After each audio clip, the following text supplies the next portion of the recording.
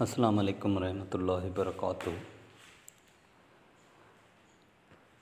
अज़ीज़ तलबा तलबात, मैं हूँ आपका मौल्लिम एजाज़ अहमद नहड़ी।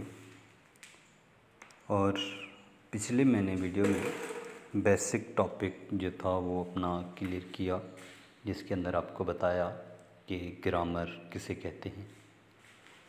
आज हमारा दूसरा लेक्चर है जिसके अंदर हम सीखेंगे कि अल्फ़ाबेट्स या हरूफ जो है वो किसे कहते हैं। अल्फ़ाबेट्स या हरूफ जो है वो क्या होते हैं और इनकी क्या अहमियत होती है।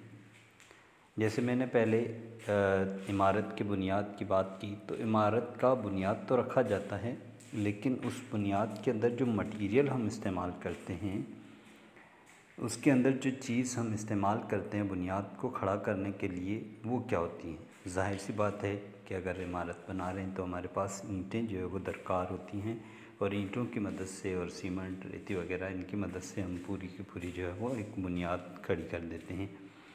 इसी तरह से जब हम उर्दू ज़बान या अंग्रेज़ी ज़बान या सिंधी ज़बान की बुनियाद की बात करते हैं, तो उस बुनियाद में अल्फ़ाबेट्स जो है वो उन ईंटों का काम करते हैं, उस सीमेंट का काम करते हैं और उस बजरी का काम करते हैं, जिनकी मदद से हम ज़बान का एक बुनियाद खड़ा कर सकते हैं। और अंग्रेज़ी ज़बान के अंदर वो हरूफ जो हैं वो 26 हरूफ हैं, 26 लेटर्स हैं, और उन तमाम तर निशानियों को हम अल्फ़ाबेट्स कहते हैं।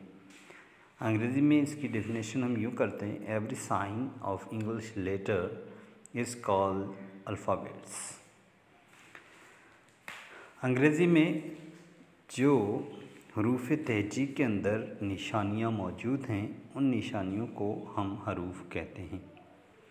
दो अक़साम इसकी होती हैं, एक कैपिटल लेटर्स होते हैं और दूसरे स्मॉल लेटर होते हैं। कैपिटल लेटर को हम बड़े हरूफ कहते हैं और स्मॉल लेटर को हम छोटे हरूफ कहते हैं। कैपिटल लेटर का इस्तेमाल जो है वो मुख्तलिफ़ जगहों पर किया जाता है, और स्मॉल लेटर का भी इस्तेमाल इसी तरीके से मुख्तलिफ़ जगहों पर किया जाता है।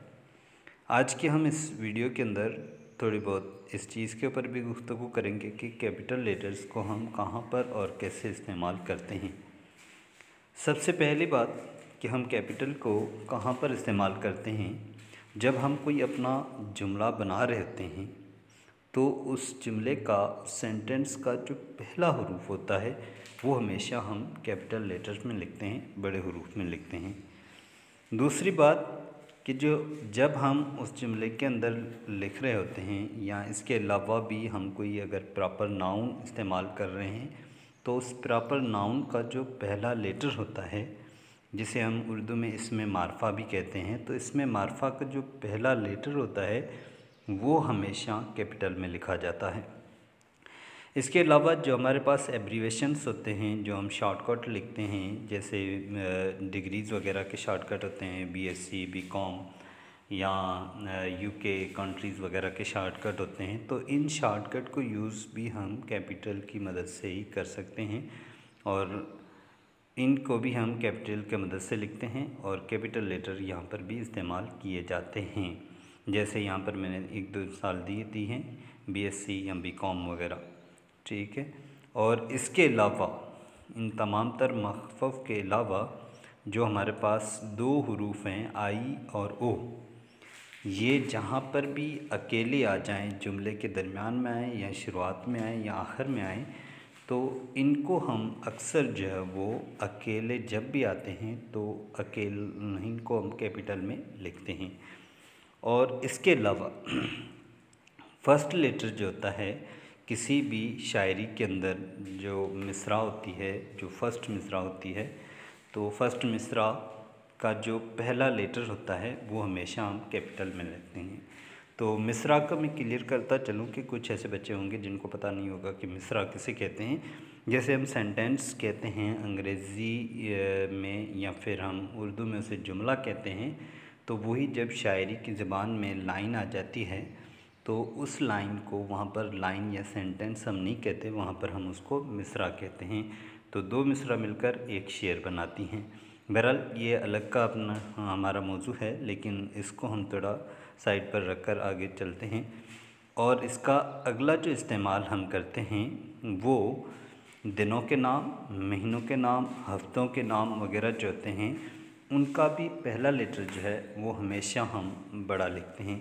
इसके अलावा हमारे पास दरिया, सहरा, जंगलात जो हैं उनके या नदियाँ वगैरह हैं, तो इनके जो नाम हैं वो भी हमेशा उनका पहला जो लेटर होता है वो हमेशा कैपिटल लिखा जाता है।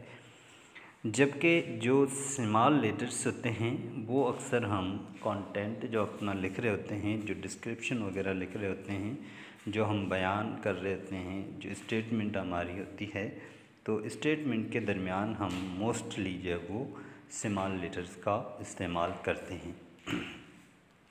उम्मीद है कि आपको ये मेरी आज की वीडियो पसंद आई होगी।